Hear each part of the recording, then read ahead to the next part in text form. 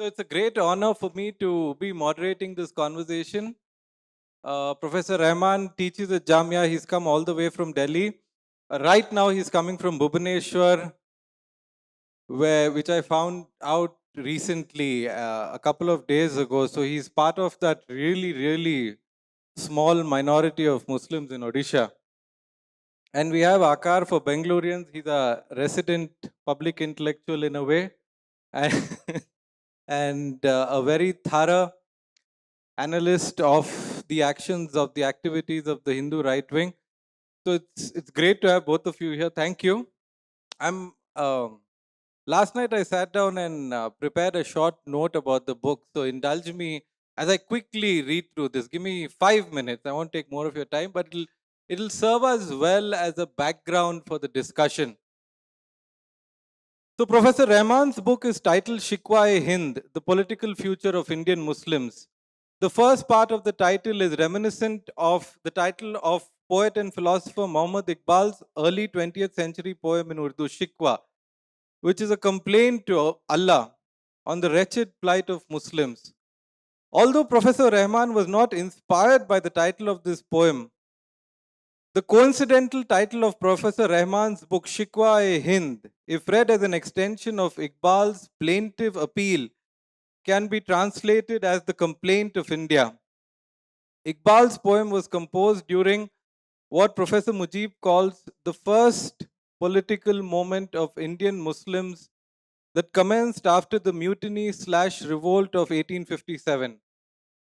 In this first political moment, which extended till 1947, Muslims floundered after it became clear that they had lost political power permanently and turned inward. It was also during this period that they gained modern political consciousness. The triumph, the triumphal and tragic moment of India's independence and partition marks the inauguration of the second political moment for Indian Muslims. And the highlight of this period was the sacred covenant that the Indian state drew with its religious minorities. The covenant was breached on many, many, many occasions, as Professor Rahman writes. But Indian Muslims still held on to the sacredness of this agreement, as in a way it legitimized their inherent identity as citizens and a crucial component of the nation. This moment ran its course till 2014, when the BJP under Prime Minister Narendra Modi's leadership came to power at the center under its own majority. With this, the third political moment of Indian Muslims commenced, where the Hindu right has, with its comprehensive mandates at the center and in various states, galvanized politics and society into taking a sharp and aggressive rightward turn, which has led to an unprecedented and dangerous marginalization of Indian Muslims, a community that numbers more than 200 million today. While the first two political moments are discussed briefly as a prelude to 2014, Professor Rehman focuses intensively on this third political moment in his book and its implication for Indian Muslims. We are currently amid this third political moment, and the book's value lies in bringing together a vast and robust amount of research material to broadly argue that the Hindu right wants the de Islamization of India. So, Rahman, as a political scientist, he has a long durée perspective. He breaks this down in a very granular manner and establishes his thesis in a very comprehensive way. He looks at questions such as Indian Muslims' rights to have rights, the banality of violence against Muslims, the hindrances to the development of Indian Muslim women, the transition of Indian Muslim citizenship from a jus soli by birth to a jus sanguinis by descent status of citizenship, and also forefronts the debate on Indian Muslim backwardness. He also, unusually for a book on Indian Muslims, dwells on the cultural and political lives of South Indian Muslims, which he sees as markedly different from that of North India. The book makes for grim reading, and the detailed discussion of the various ways in which Indian Muslims have been disempowered and politically invisibilized under the onslaught of Hindu majoritarianism will certainly make the reader feel that a way out of this despondent situation where Indian Muslims can be potentially treated as equal political citizens of India one day is hopeless. This sort of provides the background of the book, but just as a last comment, a few years after composing his Shikwa, Muhammad Iqbal followed it up with another poem titled Jawab-e-Shikwa, which was supposed to be Allah's response. The stature of this philosopher poet was such that he could respond on Allah's behalf, which caused a consternation among the Islamic clergy at that time.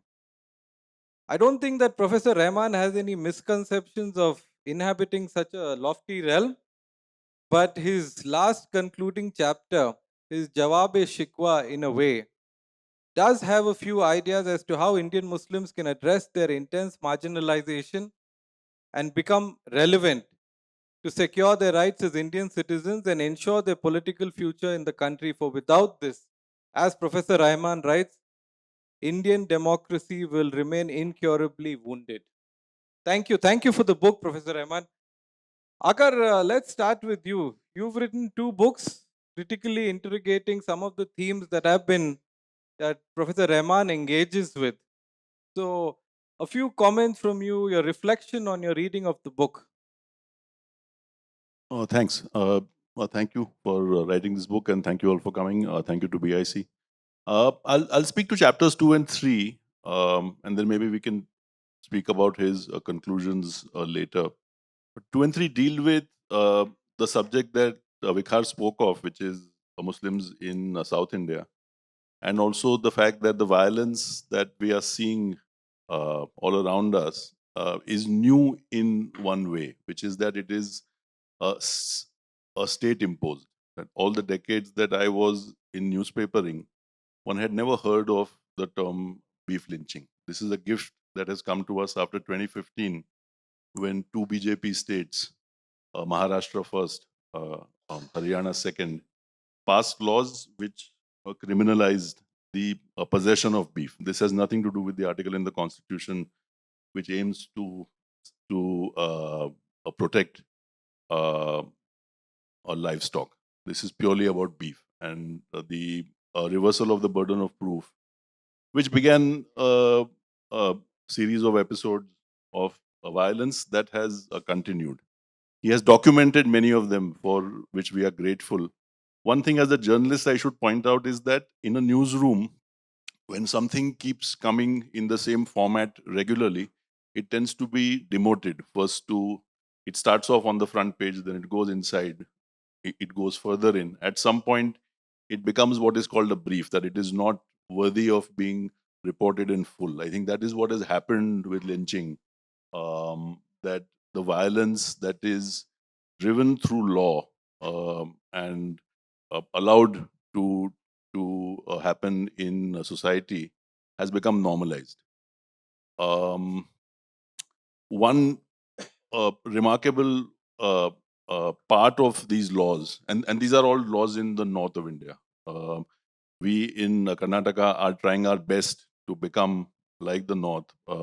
Fortunately for us, we don't have the kind of momentum in politics that the north has. There are parts of India, Gujarat being the obvious one, where though it's democratic, it's a one-party state.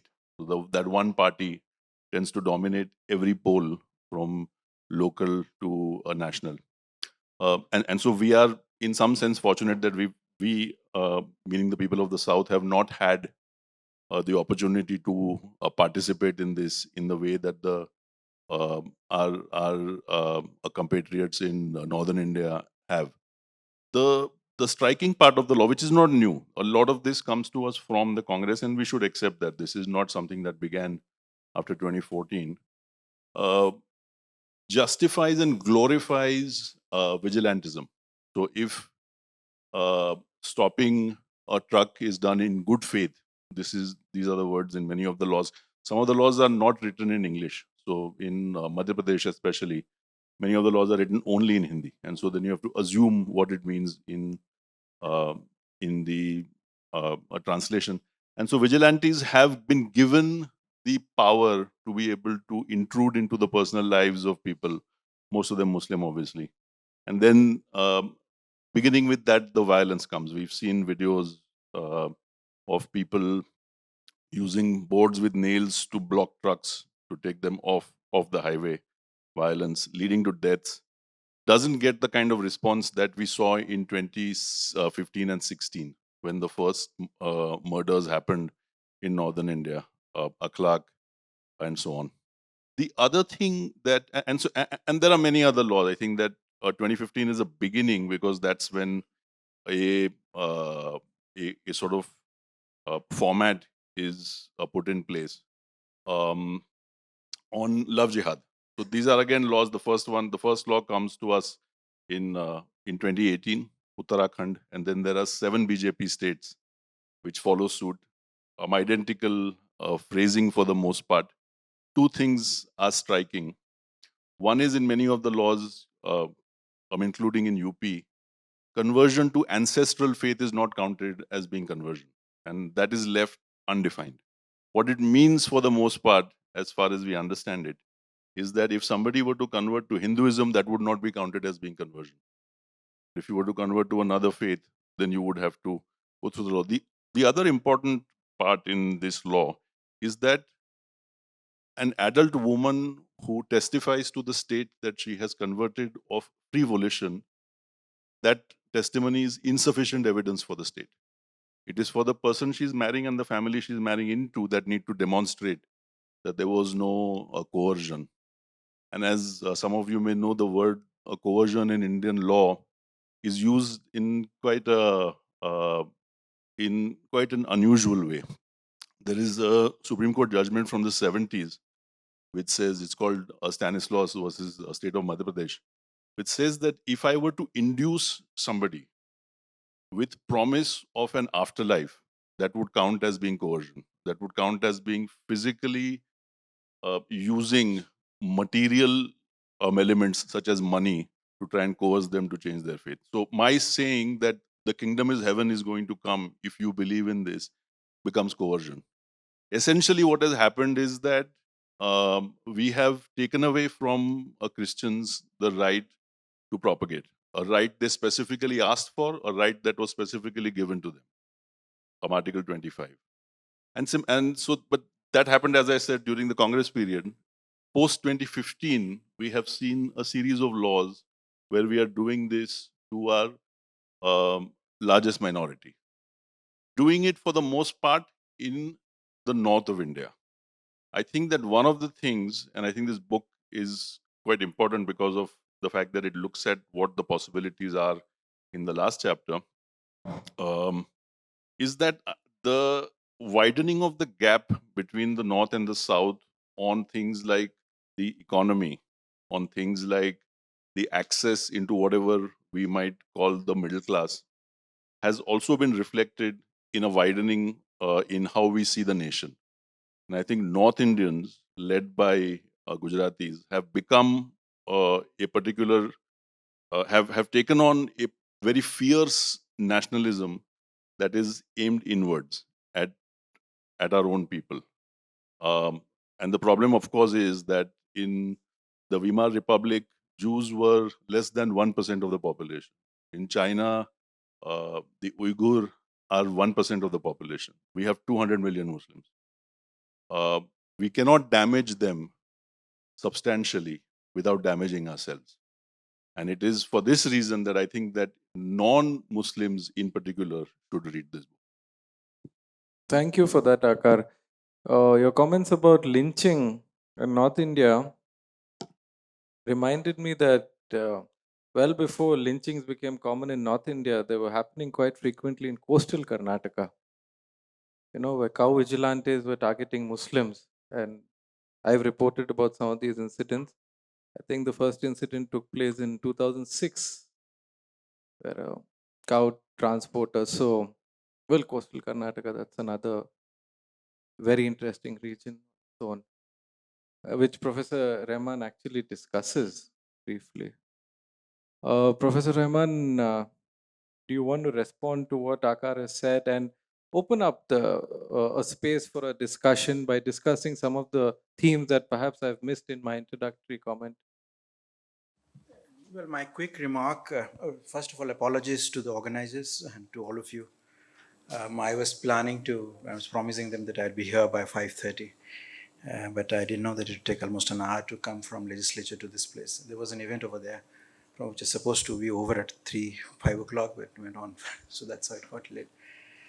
So I've learned that Bangalore is a beautiful city, and this is my first visit to Bangalore, except that it has a traffic problem and it has a very famous young member of parliament who says all kinds of things, which I don't like or disagree with. So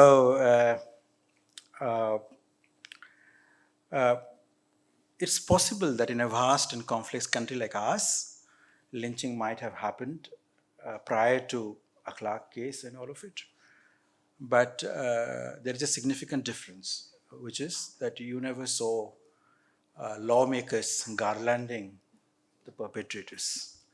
Well-educated, coming from very distinguished family, doing all of that part of it. The sort of state legitimacy, state complicity, and after that even the way it had happened, in that sense the pattern is significantly different under the majoritarian regime and what was happening prior to that. Not that I'm condoning what happened to it. Now coming to, I'll just briefly lay out the major contours of the argument. Indian Muslims, as all of us know, are fairly a significant number, which is, in my assessment, extrapolation would be roughly around 240 million or so. Although in my book I said about 200 million, which is more than the population of Great Britain and Germany, France or Germany, or Egypt, Jordan, Saudi Arabia, all 3-4 major Muslim countries you put together, the number would be still less than what Indian Muslims are. Now imagine for a second that India was undivided. What would have been the population of Muslims today? In my calculation, which is the Muslim population of Pakistan, Muslim population of Bangladesh, then Muslim population in diaspora, if you put all of them together, it would be roughly around or close to 750 million or so, or 7 million, anywhere around that. So think of a united India and imagine what could have been the politics of this country, with 800 plus million of Hindus and 700 around Muslims. The story would have been vastly different. The point I want to make is this, that Muslim community is the most prominent victim of partition today, about it, and they are, taking the blame for that part of it. In India, and all the discussions that has been going on in this country concerning Muslims, it looks at Muslims as a religious minority for obvious reason, that its number is roughly around 15% or so. I have a rather strong disagreement from that analysis. So everything that is happening in India today is being presented as acts of minority violation. They are the evidences of minority violation. Considering the fact that almost every aspect of Muslim life is subjected to scrutiny by the state, by other organizations which are part of state, including media, in such an aggressive, systematic manner. What they eat, how they dress, azan, kabristan, to almost everything, to Waqf land, almost everything, and the mosque and temple and all these things that we hear about. So I argue what is unfolding in India is indeed not the violation of minority rights. It is a concerted effort for what I call the de-Islamization process. Muslim no more, Islam no more. That seems to be driving the politics of this ideological warfare that we are experiencing today in this country. Some of the evidences are very prominent, and all of you know that. For instance, exclusion of Muslims from Citizenship Act, all of that about it. So that's where my analysis is different from others. The second point I wanted to make is this: the book exclusively focuses on, not on future, but on political future of Indian Muslims. And I draw a sharp distinction between the two. And this is something that a lot of commentators or reviewers often fail to recognize. What is the difference? Concerns of future of Indian Muslims has always been there, and there are a lot of important works on this particular subject. Say a book by S. Abid Hussain called The Destiny of Indian Muslims, or other scholars like Rafiq Zakaria, What Went Wrong with Muslims, or Musirul Hassan. A lot of other people have written about it directly or indirectly. Even the backwardness question, which is systematically analyzed, particularly after Sachar report, also indirectly addresses the economic future of the country, Muslim community. That's what it is about it. So I try to argue that there is economic future, there is cultural future, there is political future. It is the political future which is very central and preeminent, because all the concerns that you have concerning economic future and cultural future becomes inconsequential if your political future is not ensured. That is the theoretical argument I've tried to argue. So what do I mean by political future? I mean the place of Muslims in Indian polity, right, in terms of rights, where they stand. A couple of years ago, Mohan Bhagwat, the chief of RSS, organized a 3-day meeting in which diplomats from 60 countries were invited primarily to explain the primary goals and objectives and vision of RSS for India, and why RSS should not be compared with other organizations such as ISI and others. Because Rahul Gandhi, who on a tour to Europe on one of those rare occasions said some things saying comparing ISI with RSS, and this was an attempt to clarify that. During those discussions, Mr. Bhagwat said, some journalist asked the question, what about Muslims? Do they have a place? So he said, Hindutva has a place for Muslims, and Muslims have a place in Hindutva polity. The question is that it is not important just to say that Muslims have a place in Hindutva polity, because Dalits have been the part of Indian society for years. They always had a place. The real question is what kind of place that they have in the polity. Are they equal? Do they deserve or are treated with the same dignity that the others are a part of it? So that's the central question that I try to elaborate on. So I have a chapter which I have titled deliberately which again a lot of commentators often missed it, called Right to Have Rights, drawing a phrase from Hannah Arendt's work. So basically the book argues that Muslims are equal and they deserve equal rights. Now, just because there was a Pakistan, just because there is XYZ terror and XYZ things are happening, so the entire community should not be pushed aside and said, you should not have any rights because you are so bad or you're so dangerous and all of it. So the whole project of demonization that we hear about in different languages is essentially an attempt, in my view, to build an ecosystem where people will begin to say, oh, these are all such awful people. Why should they have rights? So let them die. Out of it, So that's what it is about of it. So I try to make a case for equality, and that's what I think almost all Muslims aspire for. That if there is a law, let that law be equal for others as well as for us. If there is bulldozing of houses, let that be for all of them, not just for one community or for Muslims in this country. Historically, I'll just conclude, we are as a country, in fact, which is most of us would agree that that's not an adequate concept to explain or describe a society like ours. It's a continent, it's vast. It's a civilization. So historically, if we will think deeply, there is one thing that this civilization has always struggled to achieve, which is equality. Equality between gender, equality between castes, and equality between religion.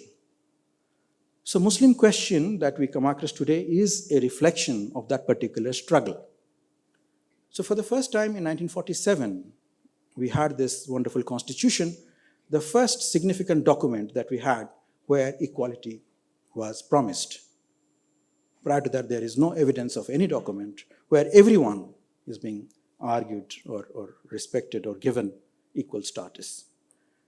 So there is a paradigm shift that we are witnessing today with respect to that, which is what, basically, the entire narrative is in and around that part of it.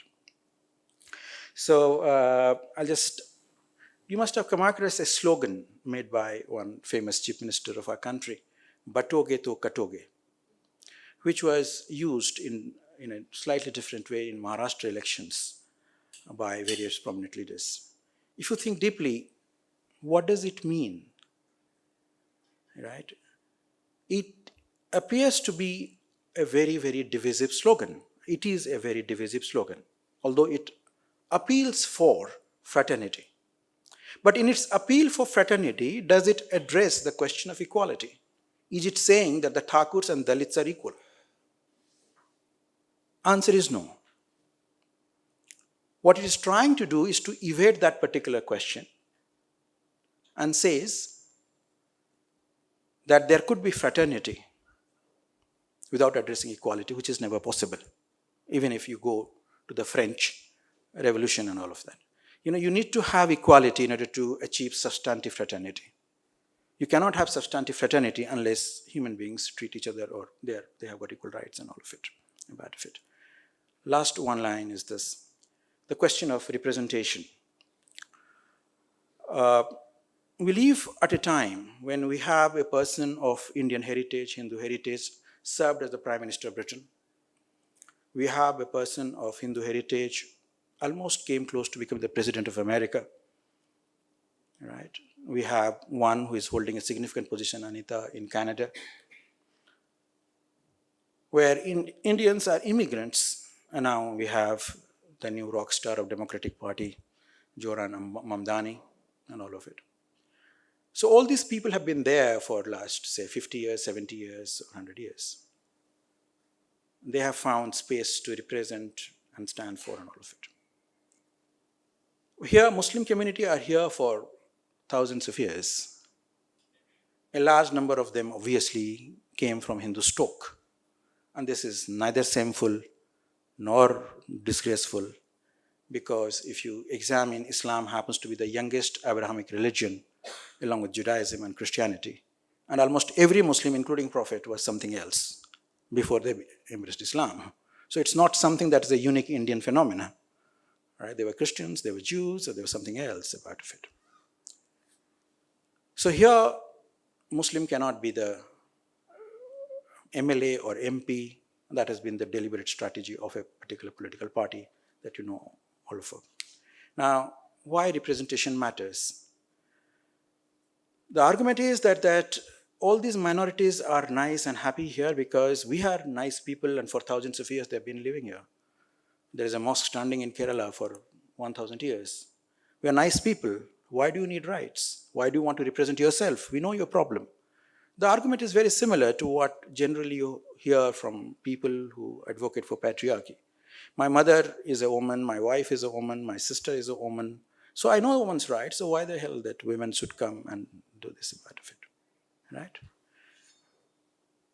So we know that from American Revolution that taxation without representation is colonialism. All right. So what is, in certain sense, is unfolding is an attempt to colonize the whole community in a very sophisticated manner by denying them political voice, by denying them representation. Thank you. Thank you, Professor Rehman.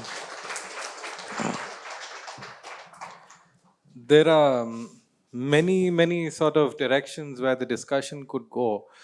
But Aka, do you want to dwell on what it means if what the success of the Hindu Rashtra project means? What does it mean to de-Islamize or Muslims no more?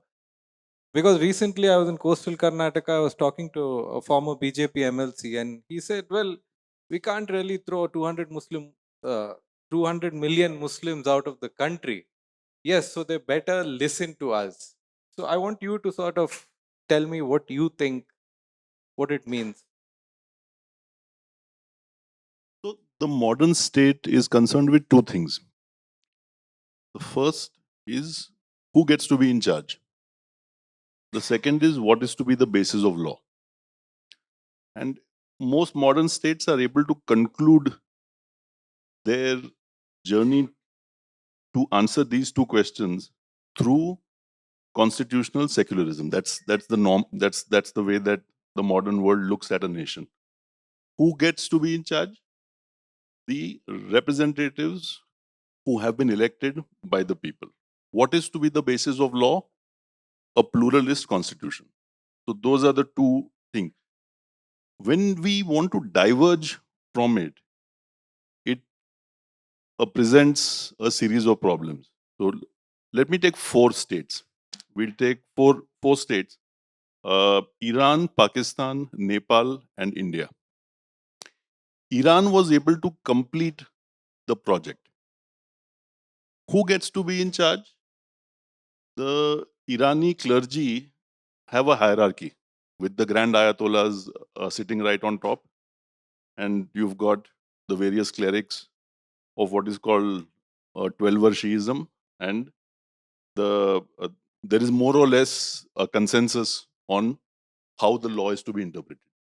So that's taken care of. That when Khomeini dies, a group of clerics get together, put a Khamenei in charge. Basis of law, once again, a 12-er Shiism.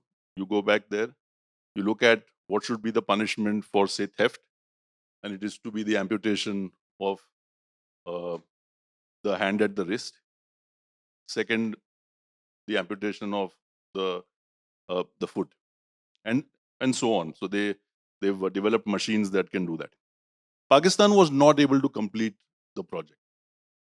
And the reason for that is that Pakistan is as diverse a community of Muslims as we are. So they do have a majority of Sunnis, and within those Sunnis, they do have a majority of people who are from who are called Hanfis. But even within them, there is no hierarchy. There is nobody who is an imam or somebody like Bukhari in Delhi who's able to determine what should happen or not happen in, say, Bangalore. So they didn't have that vertical hierarchy that the 12-er Shia had. Even within the Shias, we've got the Gujarati Shias who are sevener. Even within the sevener, there are splits between the Bohras and the Khojas and so on. So it's not possible. So who would be in charge? They were not able to answer the question. What is to be the basis in law? They were not able to answer the question. In 1954, they had a commission, a Munir, which looked at what is to be the basis of law. It was not able to conclude. It spoke to all of the clerics and said that there's too much confusion here. Nepal was till 2008 a Hindu Rashtra. It had two elements of the Hindu Rashtra in it. First, executive authority would flow from a Kshatriya king, that a born Kshatriya, Janayudhari, would be the head of government. That was one aspect. The second aspect was in the king of this Kshatriya court, Chetri, the Chetri dynasty. there would be a Brahmin called the Mool Purohit who would give advice to the king on how the court was to be governed. Those were the only two elements that they could introduce into the Hindu state. What remained was how do you accommodate caste? You have accommodated caste in two ways, through who will rule and who will be the advisor. But who has the right to learn? Do women have the right to learn? They didn't go there. Nepal did not go there because the texts tell you that they can't, or at least some texts tell you that they can't. India has an even deeper problem than Nepal did. Nepal is no longer a Hindu Rashtra and now it is as democratic and secular as we are. India doesn't have a hereditary king. We don't even have that the primary element that the Nepalis had. The the end state of the Hindu Rashtra is more of the same for this reason. We will not be able to do what Iran did.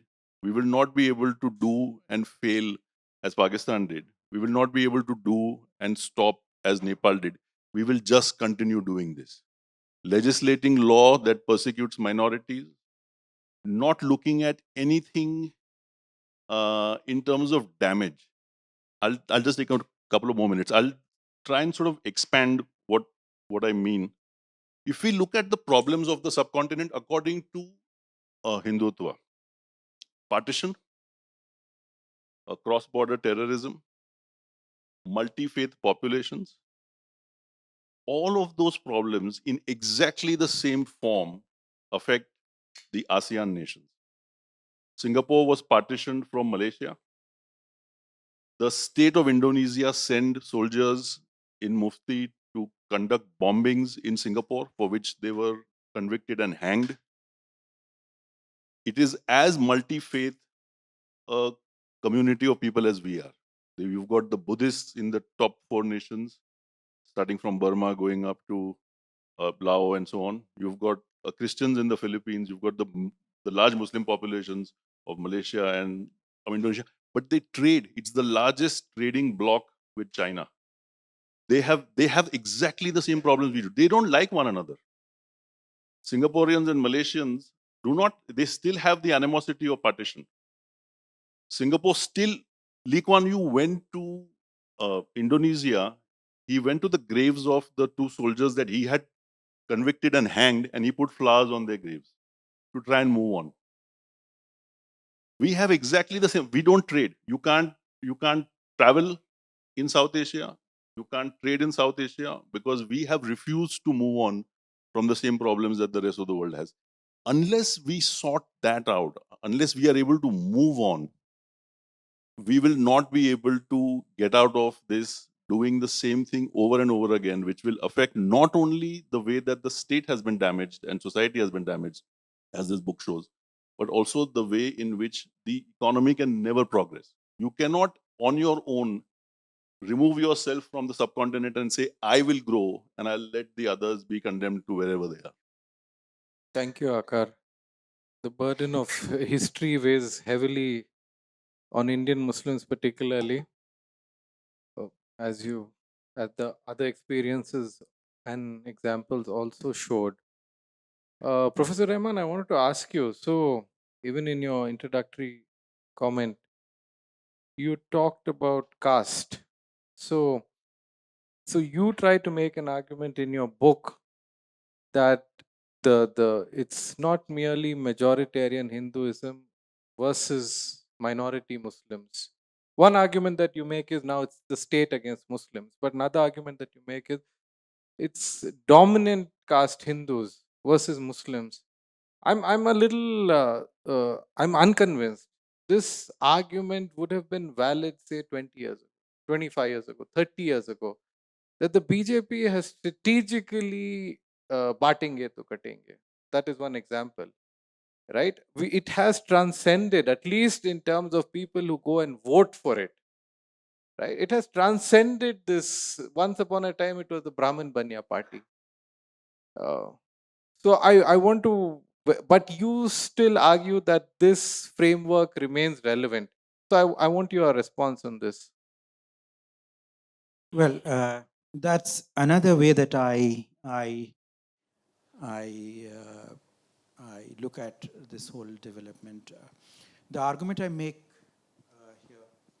It's on, it's on.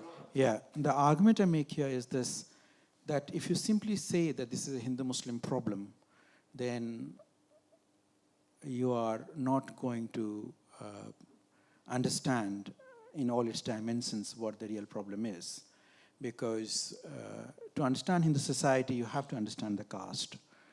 And we all know that the dominant caste control the levers of power. Now,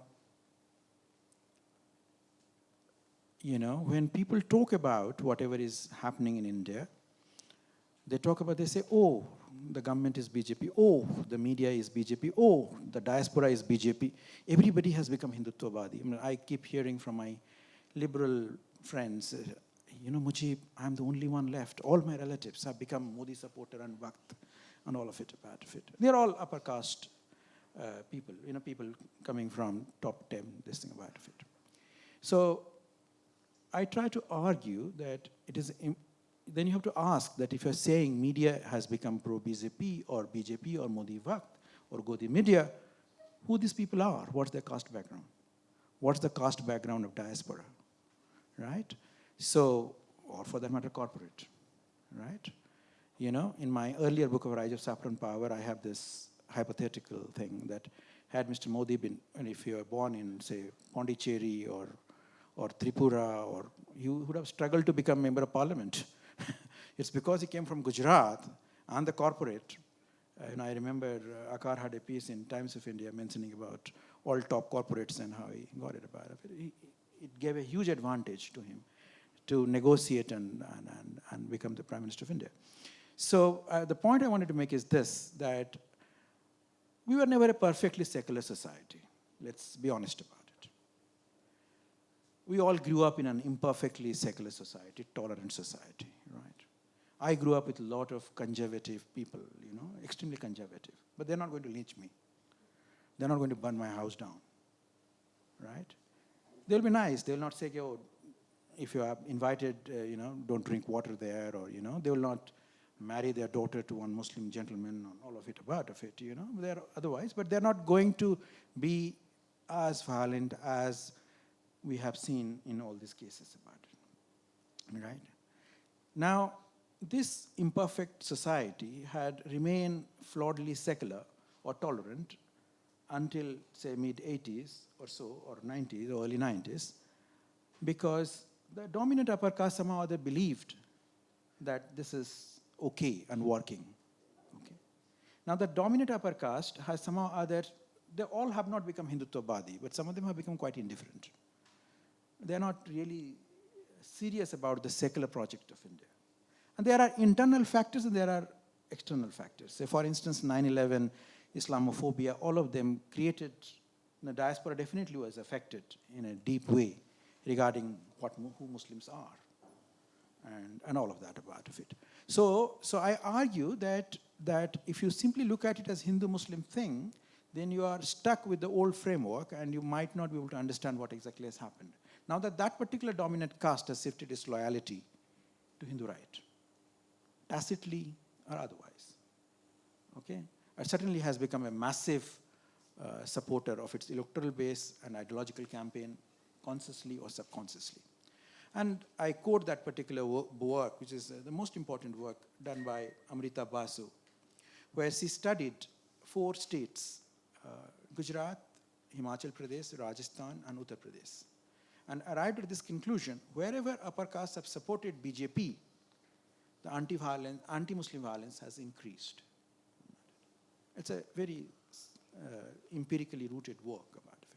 So it's from that point of view. Thank you. I mean, we need to probe this further, I think, in your book, because there's a certain sense then that the lower castes, I use lower in quotes, don't have that agency there. I mean, they're being led by the upper caste.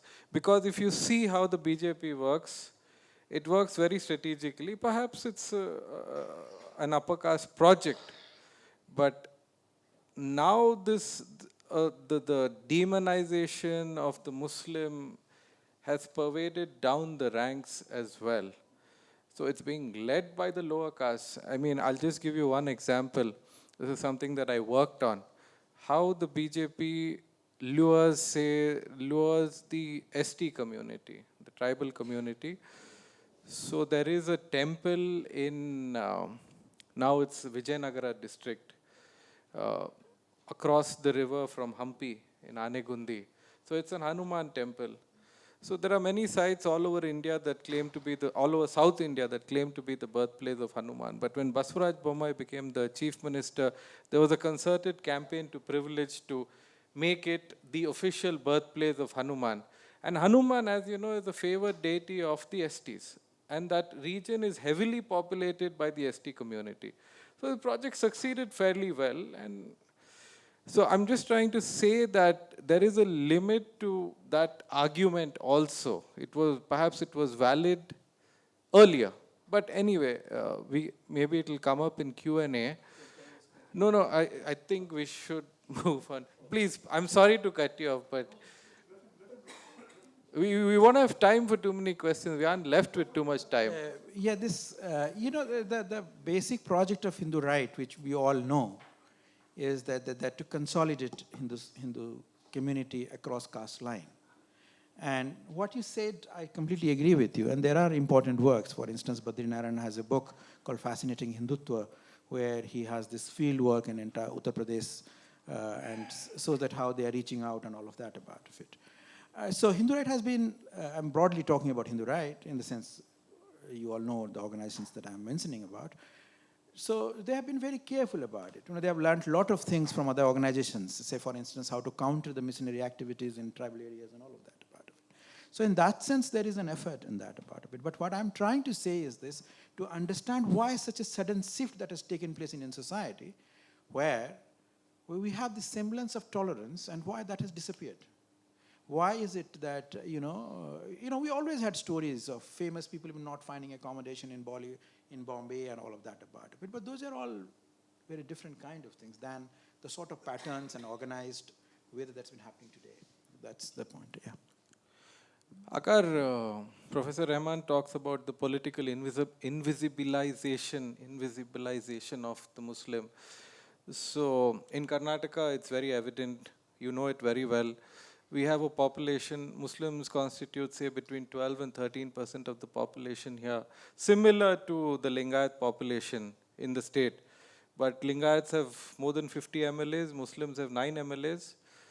And the Muslim community supported the Congress sort of as a solid bloc in the 2023 elections. 100%, let's say 90 to 100%. And what do they get in return? 9 MLAs and 2 ministers. Lingayats, say between 20 and 30% of the Lingayats have supported the Congress. What do they get in return? 50 MLAs divided across Congress and the BJP and 8 ministerships. So my question is how, when Professor Rehman talks about the political future of Muslims, he's increasingly, the Muslim is becoming a political untouchable. The argument is that a Muslim candidate cannot contest in a constituency which has less than, say, 50% of Muslim voters. So very practically, what is the role of the opposition? They cannot forefront a Muslim question because they're perceived to be anti-Hindu. So how does political representation increase? Because everything stems from that.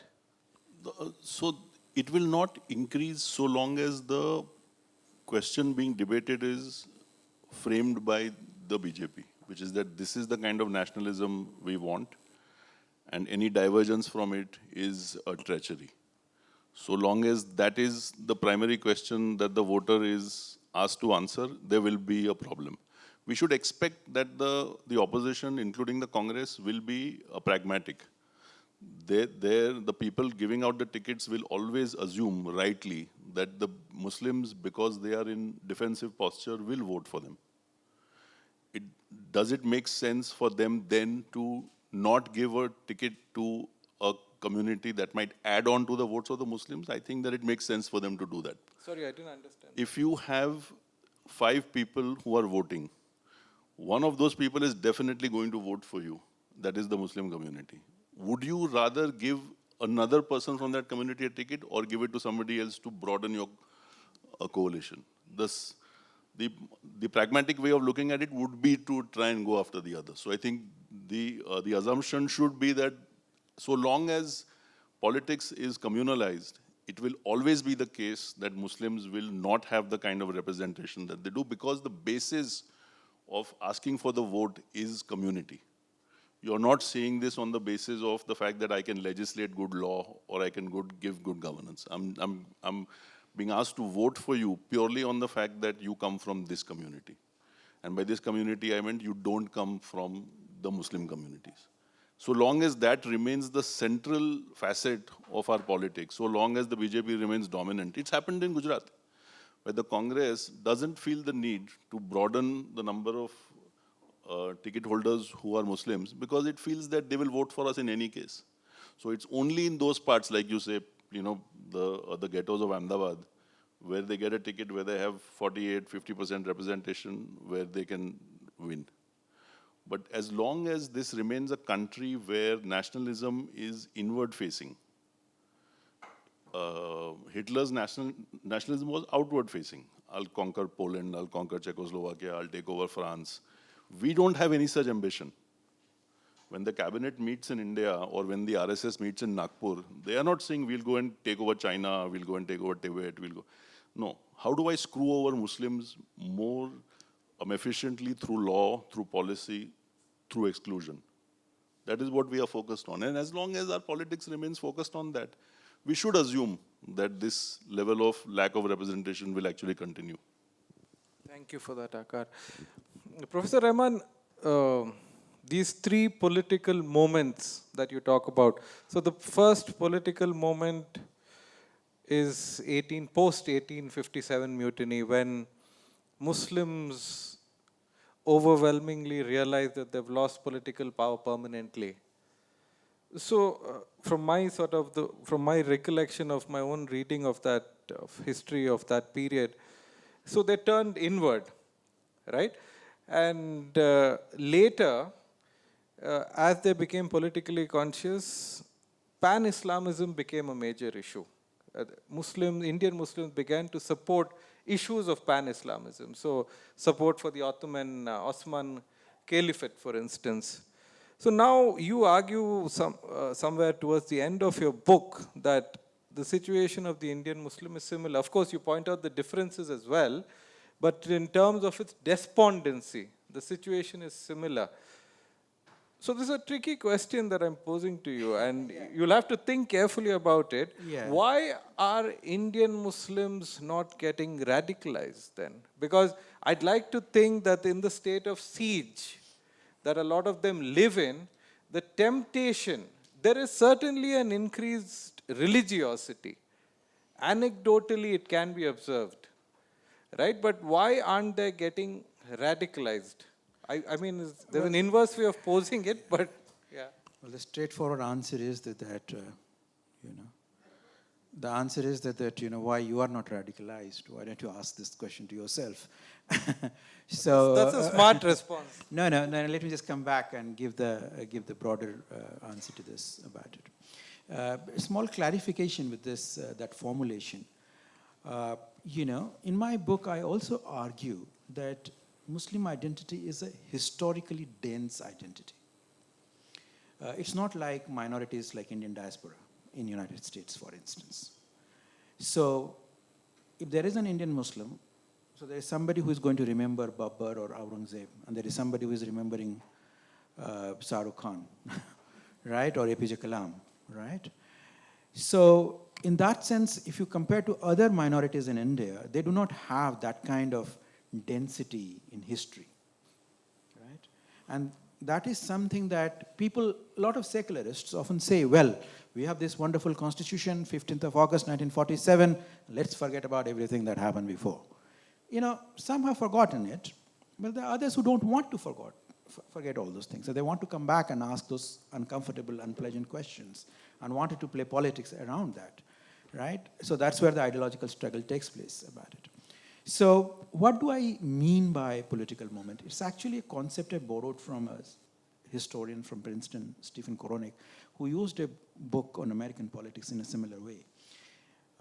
In 1857, what happened is not that Muslims were out of political power. The so-called Muslim power or Mughal power, gone forever. And that realization came to a lot of Muslims who were concerned about Muslim community. The Muslim community pays a huge, huge price.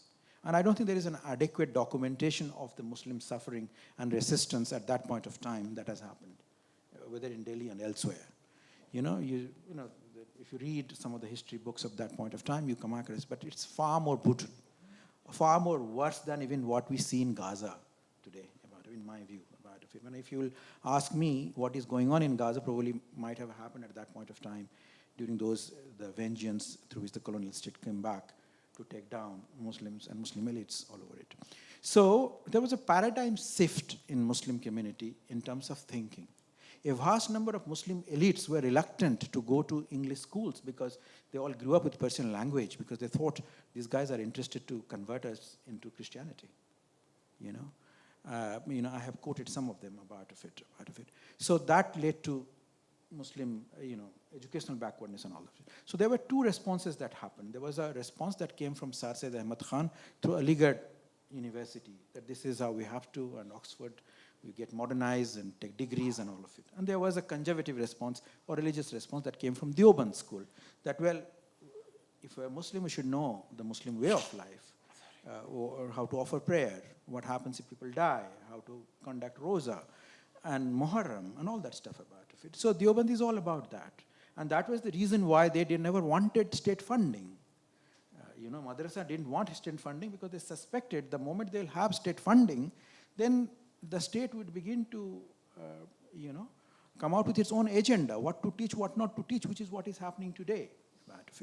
And we saw that. The reason why Aligarh was funded by the state, and there was a massive resistance for the anti-colonial movement. And Professor Ram Guha is here about Gandhi's reaction to that, and why Gandhi decided to set up Jamia Millia Islamia, for that matter. So that's the story. The second point is this, I wanted to say, is this, again, another paradigm shift that happened in 1947. Muslims were confused. There are a lot of Muslims who wanted to go to Pakistan and came back. And because they were not too sure how they will be treated in India. So the constitution ensured equality, right? So there was a paradigm shift again, despite partition, Pakistan and all of that. A lot of things happened at that point of time. So similarly, a paradigm shift is happening today. But still the answer is not clear. There is no answer from the Muslim community, right?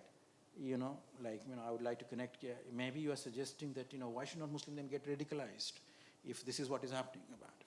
So there is no clarity at this point. There is a lot of confusion. I was in that audience where there was a huge number of Muslims who were there. They were asking similar kind of questions. There is a considerable amount of confusion. You talk to people, they would all say all kinds of things, how to deal with it, what's wrong and what's wrong about it. So now the pan-Islamic question. Well, I don't think, my reading of Khilafat, is very different.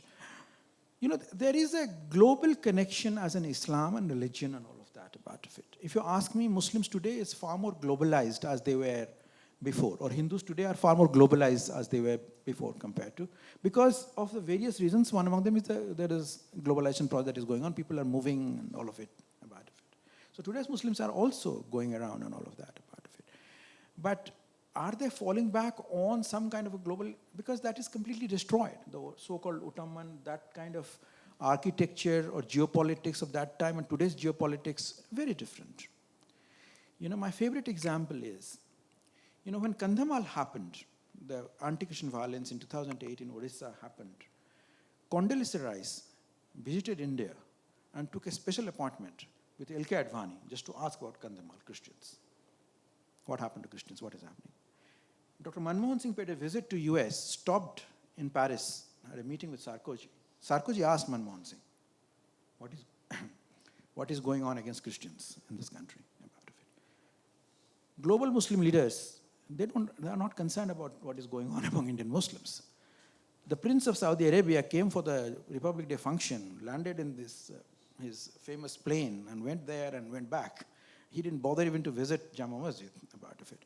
So there is no global concern as such in a way that an understanding or allegiance of that kind. But we do see some minor reverberations. Past few days you must have noticed Khomeini's photograph appearing in various places and been taken down in India. But that's a Shia loyalty. Shia community has a loyalty to this part of it. So pan-Islamism of that kind does not exist, and it is very unlikely to exist given the kind of politics that takes place in Middle East and in the so-called Muslim world. Part of it. That's why the Muslim world is the most committed and sincere entity in terms of honoring our Prime Minister. The sixth great highest honor had come to the Prime Minister from the Muslim countries. Now people ask me that, well, how can you say that there is so many anti-Muslim things going on? So clearly the leader has two policy, one for the Muslim world, another for the Indian Muslims. So that's where we are. Thank you. But Akar, can I ask you one last question? Quick response. So there was a professor of political science in Mysore called Professor Muzaffar Asadi, who passed away earlier this year. So he argued, and I've written about this, I've interviewed him, that Muslims need to embrace their caste identities, whatever that means. So now with forthcoming, we've seen some affirmative action, moves towards reservation for Muslims in South Indian states on the basis of their social position, right? So now with the forthcoming caste census, should Muslims think about emphasizing their dormant caste identities? In some cases, they are very evident, but in other cases, they're dormant.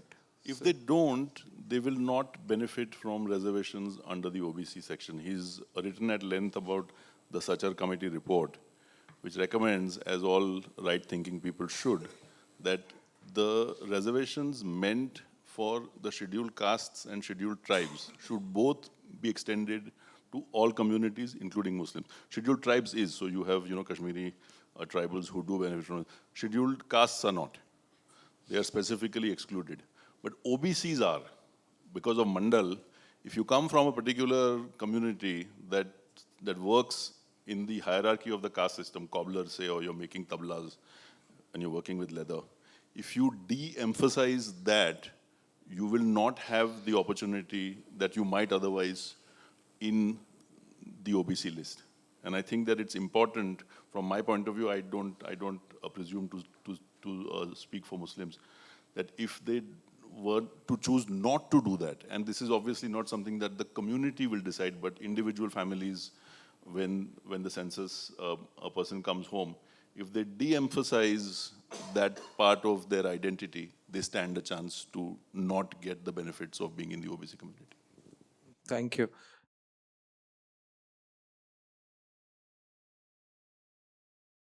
My question is, why are Indian Shia Muslims very affected by what happens in places like Iran, and what significance does Iran have for Shias in India?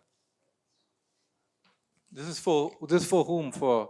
So because of the vertical hierarchy, they are the only part of the subcontinent where the fatwa comes from those scholars in Qom, and which is not but in that part of the world where they have the ayatollahs. If you go to the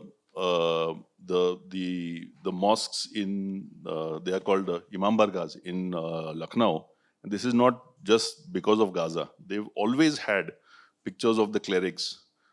Khomeini came from here, by the way. So, it is still the case that 12er Shias refer their fatwas to the clerics there, and which is why they have a very strong connect.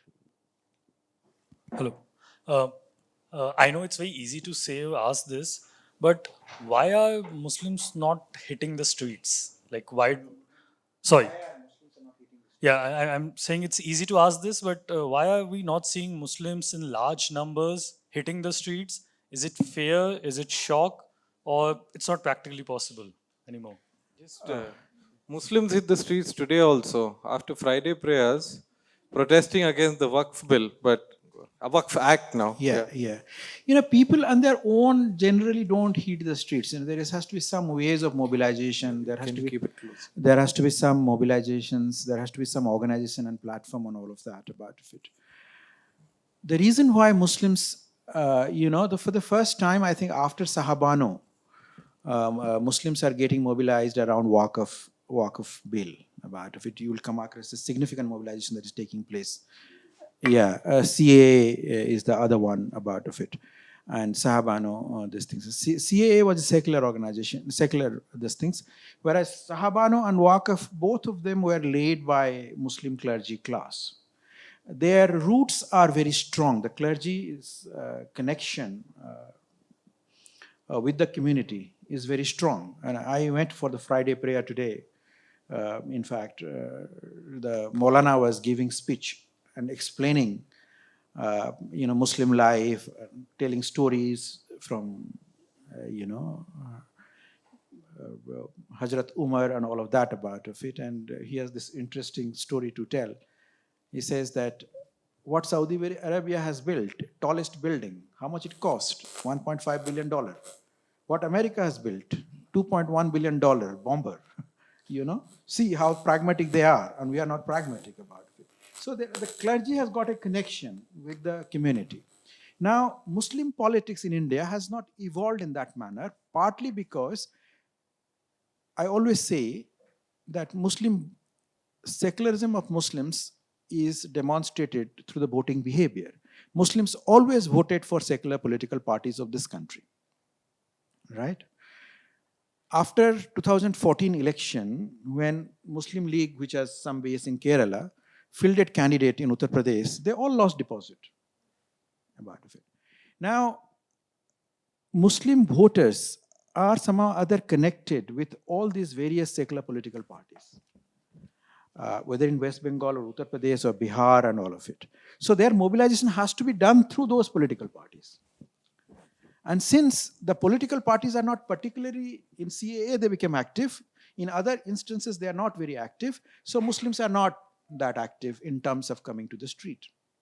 That's one explanation. With the secularization of Muslim community, why is it Muslim elites are not able to speak their mind? Privately, they all do. But publicly, whether the so-called Bollywood stars and all of it about it, because they all have deeply ingrained secular life. Right? In my family, my relatives have said, why are you so concerned about Muslim thing out of it? Because in Orissa, we are less than 2% of Muslims. Since you wanted to know, I just wanted to say it out of it. All my best friends are non-Muslims. I don't call them Hindu. If somebody comes and meets me that I am Mr. Rao, I don't look at him as a Hindu. I look at him as somebody from South, as somebody who is from South. If somebody who says that I am so and so, I am Upadhyay, so he may be from Uttar Pradesh, or somebody Chatterjee must be a Bengali. That's how my mind works. My mind does not work in terms of Hindu and Muslims, because that's not how I grew up about it. So a lot of secular Muslims, Muslim leaders and all of it, they're just reluctant to talk about it because it's very embarrassing for them. And that used to be the case among Hindu elites also. It's easy to say. There was a time when people used to feel uncomfortable, Hindu Muslim, I don't want to get into it about of it. So that thing has disappeared with the rise of Hindu nationalism. Like, the garb se kaho hum Hindu hain, that thing, that magic has worked in a big way among Hindus about of it. So Muslims would come to streets only when there is a mobilization, and that agency does not exist. Where is the mic? Well, Asaduddin Owaisi is the greatest Muslim nationalist today, according to our government and all of it. He was part of my book launch. I invited him to the book launch because, well, Asaduddin Owaisi I wrote a piece in Hindu saying this. Asaduddin Owaisi is not Muhammad Ali Jinnah. That's how he would like to see himself. But that's not true. He is disproportionately presented as a much bigger figure of Muslim politics than what he is in reality. How many member of parliaments he has in the parliament? Max 2. What is his base? Limited to Hyderabad and 1 or 2 constituencies in Maharashtra. In media, he is 240 million, face of 240 million Muslims. A lot of young people generally get excited about him because he's blunt and he's an advocate, he's articulate and all of that about it, because of that about it. As a political force, it's a very, very tiny, limited force. And that's beside the reason why I think BJP tolerates him. The day he would become a real big force, then he'll be cut to size, right? He is a dynast, right? Muhammad Ali Jinnah was not a dynast, right? And he has been experimenting with all kinds of things, caste politics, this and that, and all of it about it. But it has been quite impossible on his part to win over others, because when he, in 2020 elections in Uttar Pradesh, assembly election, 21, I think, or 22, the last election, when he fielded candidate, Muslims were very unhappy with him about it, because I think 6 or 7 assembly constituency, his party received more votes than the victory margin of the BJP about it. A lot of Muslims told me at the time I was traveling in that area, they said, "Ki ye aake yahan pe sab gadbad kar raha hai." Part of it. Muslim elites, Muslim member of parliaments just can't see him eye to eye. There was a gathering in the December of 2020 of 30 Muslim member of parliaments, and I was invited to speak to them, to tell them how to articulate Muslim issues in the parliament. Okay. There were all these big figures, from Congress party, Badruddin Ajmal, who was a very, compare Badruddin Ajmal with Asaduddin Owaisi. His mass base is far greater. Number of member of parliament is far greater. If Badruddin Ajmal, gets a heart attack and dies, he's a serious patient of diabetes and takes a lot of insulin injections every day, dies in Khan Market, no one would recognize him. Whereas Asaduddin, everybody would recognize him about it. Badruddin Ajmal is also very Islamic with caps and all. So Asaduddin is partly 2 reasons, I would say. One is because the way that media looks at him, because the things he says, that also probably appeals to Godi media. And so he is there and he's articulate on all of it. Second is this, the secular faces in secular political parties, Muslim faces, they are not given that amount of prominence to articulate their party's position or Muslim position. There are many of them who are very knowledgeable and all of it. They can match up to Asaduddin Owaisi, but they don't get that platform in their party. So who is the Samajwadi Party's most articulate Muslim face? Or Trinamool Congress most articulate Muslim face? Or Congress Party's most articulate Muslim face? When they are still running Salman Khurshid until now about it. He's almost old radio now. So that's how it is about it. So therefore he monopolizes that part of it. Yeah, question from me. There have been references to the North and South differences. So, I think we know instinctively what those differences are, but could you give us an idea of why you think those differences are there? And more importantly, is the South going to converge to the North in your view, or are they going to stay different? Well, I'll try to give a brief answer to this, though I would encourage you to buy the book and read the entire chapter. And it's not that expensive. So it will be a secular investment. So, well, if you read books on Indian Muslims, there is always this, Muslims as a heterogeneous community. And Muslims in South are different from Muslims in North. And then the story of Deoband, Uttar Pradesh, Muhammad Ali Jinnah, everything flows in the narrative of Muslim books, partition, and Babri Masjid, and everything else that goes on about it. So when I was almost about to wrap up the book, the Popular Front was banned. So then I thought I need to write something about what this Popular Front thing is and what it's doing and why it's banned and etc. etc. Then I realized that, the only way that I could do it if I can write a separate chapter in Muslims in South. Now, there are 2 things. One is this, partition had a significant impact in North India, had literally no impact in Southern India, right? The greatest champion of two-nation theory, Muhammad Ali Jinnah, when he was concerned about that his movement was really not picking up, sometime in the late 30s, I think 1937 or so, I mentioned it probably in the book, he developed an alliance with Periyar in Tamil Nadu. And Muslim League and Periyar's party organized a public meeting. And Periyar was for Dravidstan. That's the first time Muhammad Ali Jinnah gave a speech that Muslims will be liberated if India will have three sthans: India, Hindustan, Pakistan, and Dravidstan. He conceded to Periyar on that day. So partition had no impact on southern Muslims. Then we had Ayodhya, the dramatic rise of BJP from 2 seats to 85, 1985, right? No impact in South.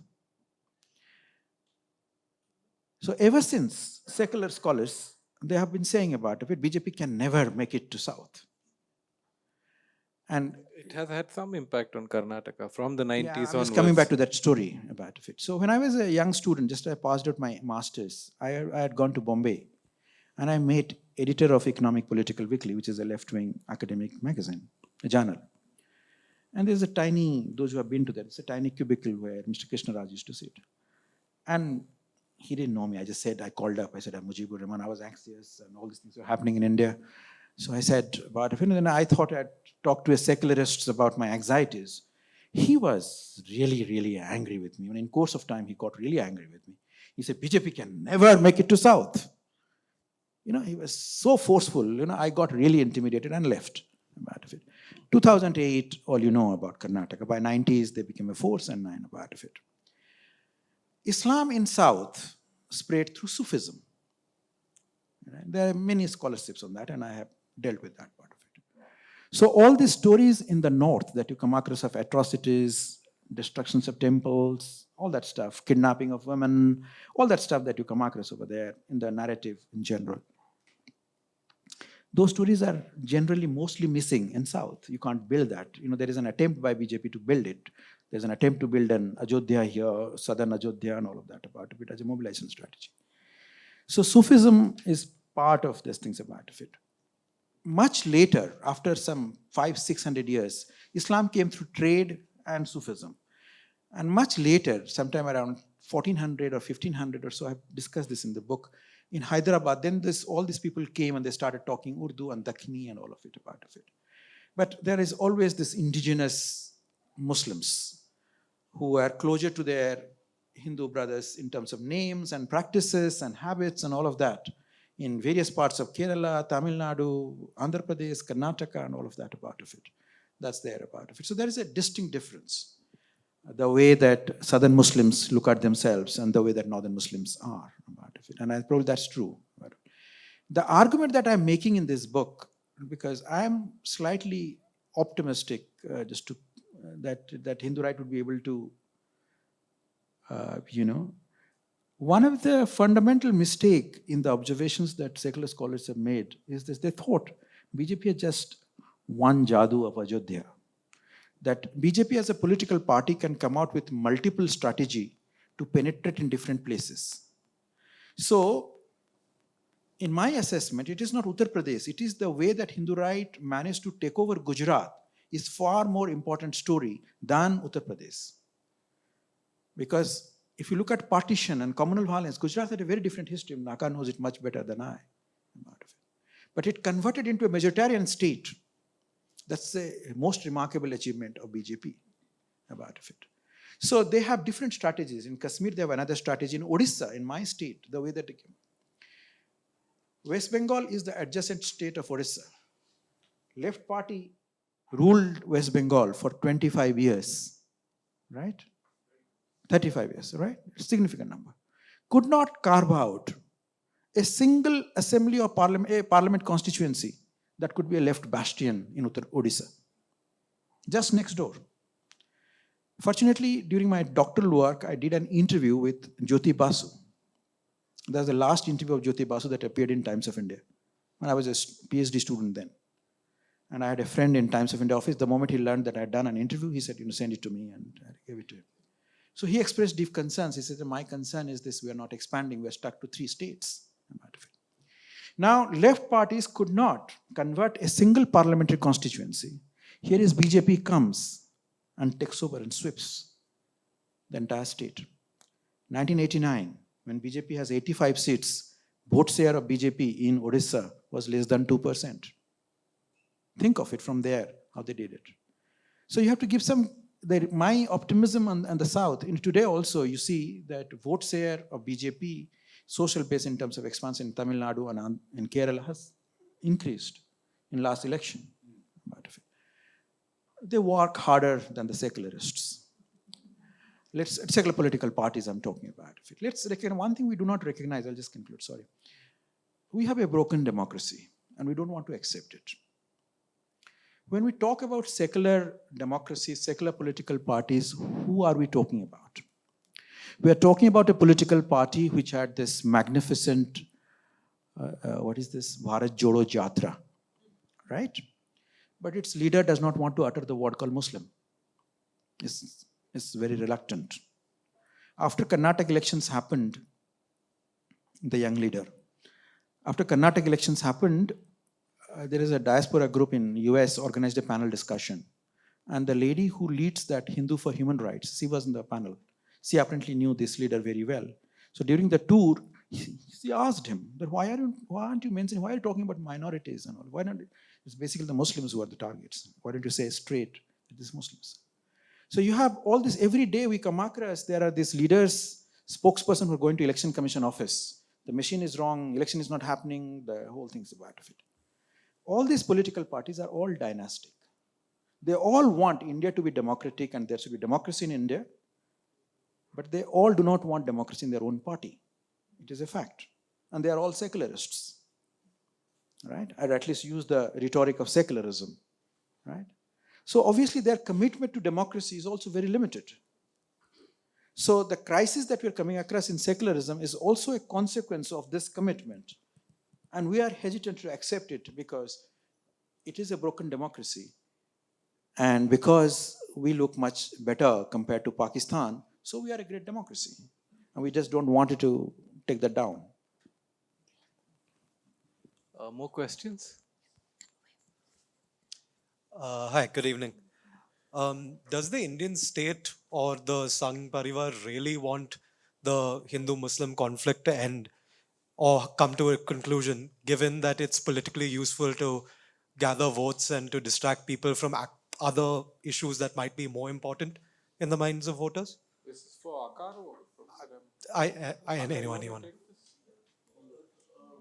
Unfortunately, the answer to that is yes, that this is deeply held. And we should appreciate that they are honest about this. This is not a means to an end. He was speaking of vote shares. In Gujarat, the Janasangh and the BJP had single-digit vote shares through the 60s and 70s. They didn't care. They went at it, and I completely agree with him. I think the fact is that they are much harder working, they're much more dedicated to the project that they think they have. The problem is that there is no end state. And because there is no end state, you're not going to achieve anything other than a secular democracy, because this society will not be able to contain anything other than that. There are far too many of us who do not accept, for instance, the Shudra community that I come from. I'm saying that the texts say that we ought not to read. I mean, you can't do that in the world of 2025. Nepal knew that. If that is out of the picture, what remains? I think this is it. The fact is that all the texts from Golwalkar, Deendayal Upadhyay didn't write anything, but he gave speeches to Savarkar. The idea is that we will develop a nationalism that is exclusive, not inclusive. We will exclude those Indians who we believe, based on our framing, are not really Indian. And so long as that remains the outlook, we will see a continuation of what we have seen in the last 11 years and what we've seen post-92. I think that the one ray of hope that we can that can be foreseen is that our other problems have become bigger. Our problem that we are not replicating what the East Asian societies did in the economy in the 50s, 60s, 70s, 80s, and what China has done in the last 30 years. We're not doing that. We're not able to pull people out of poverty. We're not able to make sure that this society becomes modern. And it's not happening for a very strange reason. And the reason is that under any form of governance, whether you look at Nehruvian socialism or the license Raj of his daughter, or you look at the last 35 years of what we call liberalization, India's GDP in nominal dollar terms has doubled every 12 years, no matter what we do. You nationalize the banks every 12 years. You give large parts of the economy to the Gujaratis every 12 years. We are competent at this level. We are not able to replicate what South Korea did, what Japan did before it, what Taiwan did, and what China did. And I think that because of that, if you have no access into what we call the middle class, if you have the numbers of poor that we continue to have, if the state takes pride in the fact that it offers food support to 60% of the population, 800 million Indians, that tends to become as large a problem, if not larger, than the one that we have self-inflicted. And because of that, I think that there's some hope that we might exhaust ourselves from doing this mischief and move on. Hello. The question that I have for the panel is that what the NCRT has done in its textbooks is that in the class 11 textbook, the 2002 Godhra riots, they have removed the mention of most of the casualties being Muslims. And the reasoning they have given for that omission is that no specific community can be harmed in a riot. And I have no idea why this is a government body and they are publishing these things. And secondly, in class 12 textbooks, the 2002 Godhra riots have been completely removed, and the Babri Masjid issue has been replaced with the 2019 judgment. No mention of how what Babri Masjid was. It was all about Ram Janmabhoomi. So what my question is for the panelists, what does this mean for a country like India that in which most of the students rote learn the content that the school provides and don't question beyond the textbook. And since most of these people are going to vote in the next 2-3 years, and that also brings about the political future of Muslims. Thank you. Just ask short Yeah, questions. sure. So my question is about existentialism. So about societies, about our religion, etc. My point is, we've almost come to a point of no return. Is that's what I see, because we seem to be evolving backwards. So as someone who's in my 20s, I talk a lot to my friend about this. What do you think? Do you think there's a way back for us, going back from how the zeitgeist is in the current society, or do we have to probably start thinking of like you see there's a huge migration of people outside India once they try to build a life for themselves, once they build wealth? So is that something we probably have to start looking towards, or do you think like there were these handful of people who built a narrative that has seeped into society so strongly? Do you think there's an alternative to that that could happen from folks like us? Sure, good question. Hi. I was fairly surprised when I heard about Badruddin Ajmal in so far south in India. So my question comes from there. That No, what? Badruddin Ajmal is from Assam. Not Yes, from I know. South India. I am from there. Yeah. So my question is that what would be a commentary from your side on the Muslims of East and Northeast India? Because while I agree that maybe the aesthetic achievements of the Indian Muslims are centralized in the north and the south, the rampant delirium of communalism has come towards us as well. Yeah, that's So, good evening, sir. the last question. Yeah. So, as we know, this is an AI era. So, what's stopping Muslim leaders, political leaders, as well as the community leaders to use science, technology, innovation interventions for socio-economic reforms of the Muslim community? Thank you. No, that was more like a comment. So I want No, it's not. It's a mixed thing.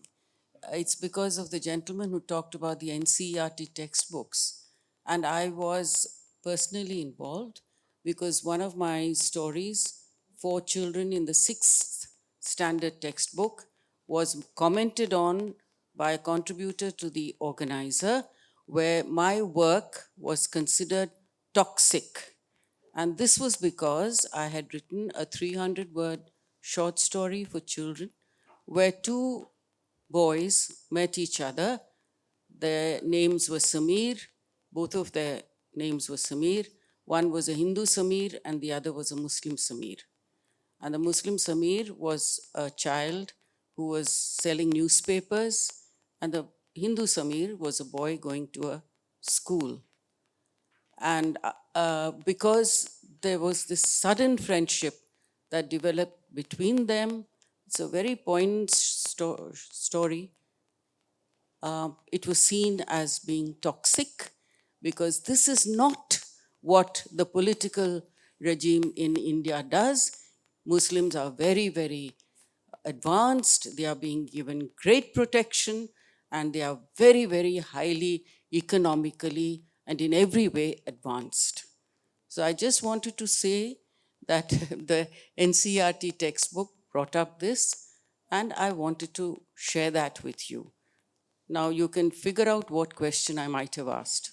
Thank you, Ms. Sen Gupta.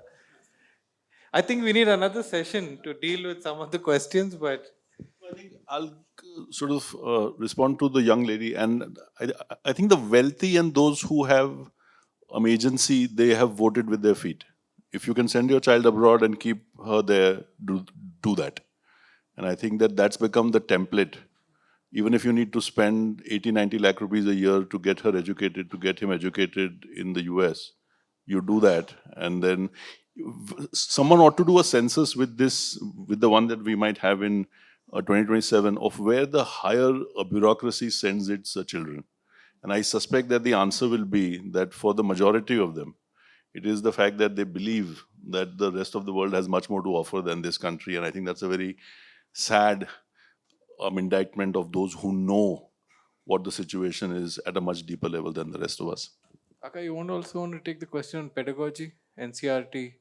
I think that I haven't thought this through, and I think that you have a very good point in the sense that if my learning is through rote, what I will retain is what was there in the textbook. If it's not there, I will not have it in me. On the other hand, I think that the problem has been so thoroughly politicized that there is no running away from it. If you were to access social media, you would know that there are two sides to this story. There is an attempt to brainwash, but fortunately for us, we live in an age where you can find quite handily, if you were to look for it, the material that responds to what the state is saying. You want to respond to any questions? Well, two quick things. A lot of things are happening so far as the textbook is concerned, and it has been going on for quite some time, since the beginning of Vajpayee era and all of that. So a lot of scholars have written about something called the textbook controversy and all of it. My sense is this, that there is an attempt to sanitize everything and almost to come to make a claim that there was never a Mughal rule in this country. It looks like, one of my friend who does YouTube thing, Ruchira Sharma, she has this whole discussion in the YouTube channel on this about it. If that happens, that there was no Mughal rule, obviously then there was no Babri Masjid demolition, and there was no Aurangzeb and all of that about it. I just do not know how they're going to deal with it, but looking at their politics, basically that they want to show that the Muslims do not have and never had any significant contribution in the history of India. That seems to be the major these things. Then the eraser is taking place accordingly, just to say that about it. That's, I think, about it. As long as the Muslim leadership is concerned, I think a lot of Muslim leaderships are doing that, things are, there are differences. If you go to South, say Kerala, educational institutions and all of it, Muslims have a significant presence over there. In Tamil Nadu also, there's a significant presence. Even in Karnataka, I think there are a significant presence about it. But that's not the case in Uttar Pradesh or in Bihar. In Bihar, educational institutions, it's not just a Muslim story, it's also a Hindu story. Right? The whole entire education system has collapsed during those Congress rules and subsequently Lalu Yadav's rules and all of it. So, are Muslims using this? My answer is yes, they are doing it. If they are not able to do it in some cases, resource, state factors, a lot of things about it. But the community, like other communities, have also grown up believing that state would make some investment. And when state withdraws, and then things go in a different direction. Now, if you compare it with, in my understanding, there is no missionary activity going on significantly among Muslim community. which is generally true about it. The last big thing that we heard was the Meenakshi-puram in 1983 about it. There's nothing going on that in conversion and all of that. A lot of these fictitious stories have come out about it. So as I often say that my Khan brothers have given more joy than any Gujarati politician to Indians. So they have charged a little bit about it. So there are a lot of contributions of the community. Let's recognize it. Art, music, sports. You look at IPL, number of Muslim young players. If there was Pakistan allowed, then I would have got confused. Now that the Pakistan is not there, either the guy is Afghani or a Muslim, Indian Muslim. So there are significant numbers. So there is a optimistic side to the whole thing about it. It's not as depressing as one would like to believe about it. So my book may look like an anti-BJP, anti-Hindu right, but some of the commentators said I've been very harsh on the secular political parties as well. So in that sense, it's very objective. So I hope some of you will read it. Thank you.